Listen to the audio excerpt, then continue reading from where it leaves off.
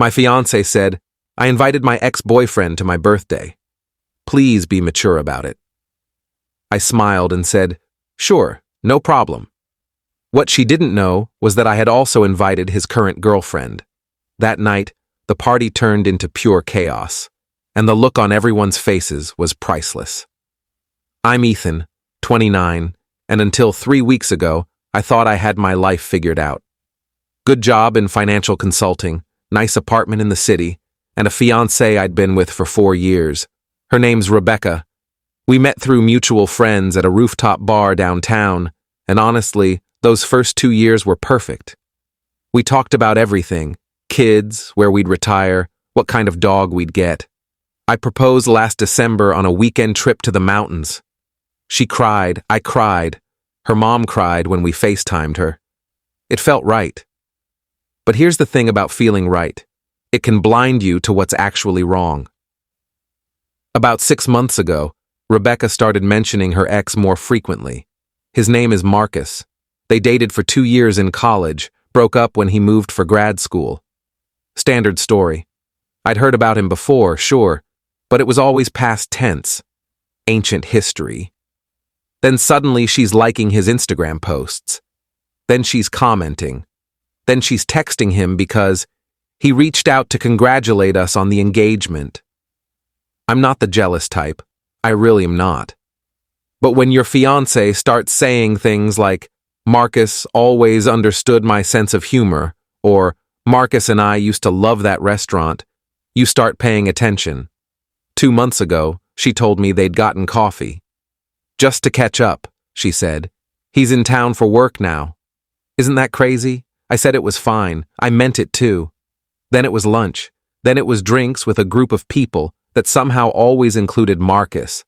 I started feeling like a background character in my own relationship. Last Monday, exactly 1 week before her 28th birthday, Rebecca came home from work and dropped the bomb while I was making dinner. "So I invited Marcus to my birthday party," she said, pouring herself wine like this was no big deal. I put down the knife I was using to chop onions. "You what?" "I invited Marcus. It's at the Loft venue, remember? Saturday night. I know it might be weird, but I want all my important people there, and he's been such a good friend lately." "Friend?" "Yes, Ethan. Friend." She gave me that look, the one that says I'm being unreasonable just for questioning her. "I need you to be mature about this. Can you do that?" I could have exploded right there. I could have told her how disrespected I felt, how every mention of Marcus over the past months had been slowly eating away at my trust. But instead, I smiled. I actually smiled. "Sure, no problem." She looked relieved, maybe even surprised. "Really?" "Thank you, babe. I knew you'd understand." What she didn't know was that I'd already made a phone call that afternoon. See, I work in finance, and part of my job involves research, background checks, verifying information, finding connections between people and companies. It's detail work, and I'm good at it. I'd looked up Marcus 2 weeks earlier, just curiosity at first. Found his LinkedIn, his Facebook, his Instagram, found out he works at a marketing firm downtown. And I found something else. His girlfriend. Her name's Vanessa. They've been together for 8 months, according to her very public Instagram. Lots of couple photos, beach trips, dinner dates, anniversary posts with captions like, 8 months with my person. Interesting, right? Because Rebecca never mentioned Marcus had a girlfriend. So that Monday afternoon, before Rebecca even got home, I'd already sent Vanessa a DM. Nothing dramatic. Just, "Hi, I don't think we've met, but I'm Ethan. I'm engaged to Rebecca Chen. She's having her birthday party this Saturday at the Madison Loft, 7 p.m. She mentioned inviting Marcus, and I thought it would be nice if you could come too. The more the merrier. Hope to see you there." Vanessa responded within an hour. "Oh, wow. Marcus didn't mention he was going to a party Saturday. Thanks for the invite. I'd love to come. Should I bring anything?" I told her just herself. The next few days were normal on the surface. Rebecca was excited about the party, texting me updates about the guest list, the catering, the music playlist. She'd rented this industrial loft space with exposed brick and string lights, the kind of place that photographs well. About 40 people were invited. Her co-workers, college friends, her sister, some of my friends, her parents, and Marcus. Friday night, Rebecca was in full preparation mode. She got her nails done, picked up her dress from the dry cleaner, confirmed everything with the venue. I asked if Marcus RSVP'd. "Yeah, he'll be there," she said, not looking up from her phone. "He's excited to meet everyone." "Did he mention bringing anyone?" She paused. "No. Why?" "Just wondering. You know, if he had a +1. I don't think he's seeing anyone right now. He's been focused on work." I just nodded and went back to my laptop. Saturday arrived. The party started at 7. Rebecca looked beautiful, navy blue dress, hair done, makeup perfect. We got to the venue at 6 to help set up. Guests started arriving around 7:15. Her parents came first, then her college friends, then my buddy James, who knew something was up because I'd texted him a vague, "Tonight might get interesting." Marcus showed up at 7:40. He was exactly what I expected. Tall, good-looking in that effortless way, wearing a fitted button-down and expensive-looking jeans. He brought flowers. Rebecca's face lit up when she saw him. "Marcus! You made it." She hugged him. Long hug. Too long. He handed her the flowers. "Happy birthday, Becca." "You look amazing." Becca. I'd never called her that. "This is Ethan," she said, almost as an afterthought. Marcus extended his hand. Firm handshake. "Good to finally meet you, man." "Rebecca talks about you all the time." I smiled. "Likewise." "She mentions you quite a bit, too." Something flickered in his expression, but Rebecca was already pulling him toward the bar to introduce him to her friends. I watched them laugh together, watched how comfortable they were, how she touched his arm when she talked. Then, at 8:10, Vanessa walked in. She was pretty. Blonde, athletic build, confident walk. She was looking around the room, clearly searching for Marcus. I intercepted her near the entrance. "Vanessa?" "Yes." "Ethan?" She smiled and gave me a quick hug. "Thank you so much for inviting me. This place is gorgeous. I'm glad you could make it." Marcus is over by the bar. Her smile got bigger. "Perfect. I want to surprise him." I watched her weave through the crowd. I watched her approach Marcus from behind. I watched her wrap her arms around him and kiss his cheek. The look on his face was priceless. Rebecca, standing right next to him, froze. Her smile vanished. "Babe," Vanessa said to Marcus, completely oblivious to the tension. "Why didn't you tell me you had a party tonight?" I almost made other plans. Marcus looked like he'd been hit by a truck. "Vanessa, what? How did you?" "Oh, Ethan invited me." That was so sweet. She turned to Rebecca. "You must be the birthday girl. Happy birthday. I'm Vanessa, Marcus's girlfriend." Rebecca's eyes found mine across the room. The realization hit her face like cold water. "Girlfriend?" Rebecca said, her voice tight.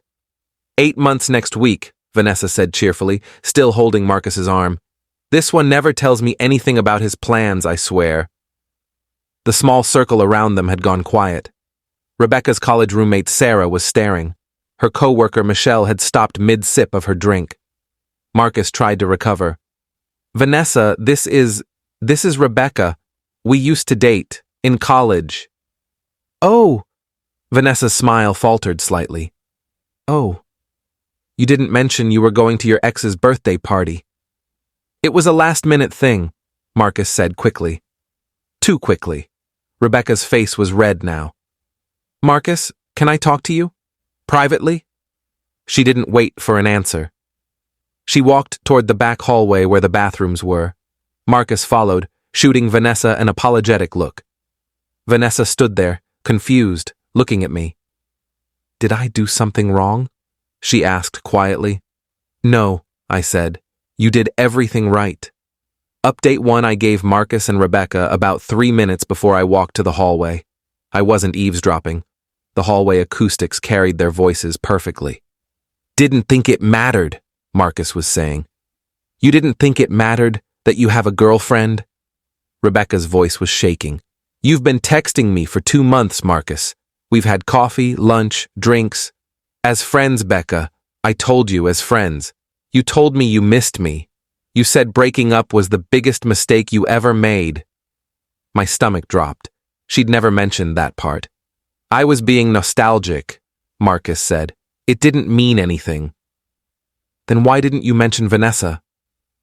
Not even once? Silence. Because you knew, Rebecca said. Her voice cracked. You knew if I thought you were available, You'd what? Marcus cut her off. You're engaged, Becca. You're wearing a ring. What exactly did you think was going to happen here? More silence. Then Rebecca said very quietly, I don't know. I just missed what we had. I'd heard enough. I walked back to the main room. Vanessa was talking to James now, looking uncomfortable. Rebecca's mom was starting to notice something was wrong. The energy in the room had shifted. People were talking in low voices, glancing toward the hallway. Rebecca emerged first, mascara slightly smudged. She made a beeline for the bar. Marcus came out seconds later, grabbed Vanessa's hand, and said something about needing to leave. Vanessa looked confused, but followed him out. I approached Rebecca at the bar. She was downing champagne. Having fun at your party? I asked. She didn't look at me. Don't what? Don't be smug about this, Ethan. You knew. You invited her knowing exactly what would happen. I invited her because Marcus is her boyfriend. I thought she should be included. Bullshit. She finally looked at me. Her eyes were red. You did this to humiliate me. No, I said calmly. I did this because you've been disrespecting our relationship for months, and I was tired of pretending it wasn't happening. I haven't done anything wrong. You invited your ex to your birthday party without telling me he'd been confessing his feelings to you. You've been having an emotional affair, Rebecca. Maybe you haven't slept with him, but you've been cheating. Her hand trembled around her champagne glass. I want you to leave. This is your party. I'm not going anywhere. She stared at me for a long moment, then set down her glass and walked toward her parents. Update 2. The party didn't recover. By 9 o'clock, half the guests had left. Rebecca's mom kept asking if everything was okay. Her dad kept giving me suspicious looks like I'd somehow ruined the night. James pulled me aside and said, I don't know what happened, but that was legendary. Rebecca avoided me for the rest of the night. At 10:30, I called an Uber and went home alone. She didn't come home Saturday night, or Sunday. I texted her Sunday morning, we need to talk. No response. Sunday evening, her sister Emma called me. What the hell did you do? Emma said instead of hello. I invited Marcus's girlfriend to the party. Rebecca's a mess. She's staying with my parents. She says you ambushed her. Did she tell you Marcus has been telling her he wants her back? While she's engaged to me? Silence. Then, she mentioned they'd been talking. Talking. Right. That's one word for it. Ethan, she loves you. Does she, Emma? Because from where I'm standing, she's been keeping one foot in the past while planning a future with me. More silence. She wants the ring back. My chest tightened. Then she can come get it herself. Emma sighed. Give her a few days. Rebecca showed up Wednesday evening. I was working from home when I heard her key in the lock. She looked terrible. No makeup, hair in a messy bun, wearing sweatpants. I came for my things, she said. So we're done? Just like that? You humiliated me in front of everyone I care about. You were having an emotional affair with your ex and lied about it. I wasn't lying. You said he wasn't seeing anyone. You said he was just a friend. Meanwhile, he's been telling you he made a mistake leaving you. How is that not lying? She sat down on the couch, crying now. I didn't mean for any of this to happen. I ran into him at that conference, and we started talking, and it felt like old times. I got confused. Confused. Yes, Ethan. Confused. Is that so hard to understand? We've been together 4 years. We're comfortable, safe. And then Marcus showed up, and it reminded me of when things felt exciting and new, and you wanted that feeling back more than you wanted me. She wiped her eyes. That's not fair. None of this is fair, Rebecca. I spent 6 months watching you pull away, 6 months of feeling like I wasn't enough. And instead of talking to me, instead of being honest, you invited him into our life and expected me to just accept it. I never cheated on you. You were going to. The words came out before I could stop them. She froze. That's why you invited him to the party, I continued. You wanted to see if the spark was still there. You wanted to test the waters. And if Vanessa hadn't shown up, what would have happened? Another late-night conversation? A kiss? Goodbye? More? You don't know that. Then tell me I'm wrong. She couldn't.